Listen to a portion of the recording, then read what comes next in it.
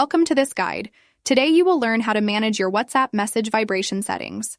Whether you want to enable, customize, or disable notification vibrations, follow these simple steps. So let's dive in. Start by launching the WhatsApp app on your smart device and make sure you are logged into your account to access the settings. After opening WhatsApp on the home page in the upper right corner of the screen, look for the three dots and then click on them. Then when a small window appears, scroll down to the Settings option and click on it. By clicking on the Settings option, the application will open a new page where you will look for the Notifications option in the drop-down menu and then click on it. The application will open the next page where you will also scroll down to the Vibrate option and click on it. This is where the magic happens. When a small window opens, you will be offered several options such as Off, where you will completely turn off the vibration. Default is the option that is set as on your device, i.e. the system itself.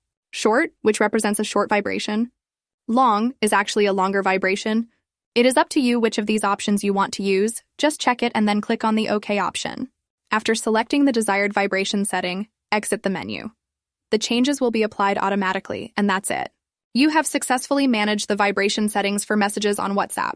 If you liked this video, give it a thumbs up and follow our channel for more tutorials like this. Thanks for watching and see you in the next video.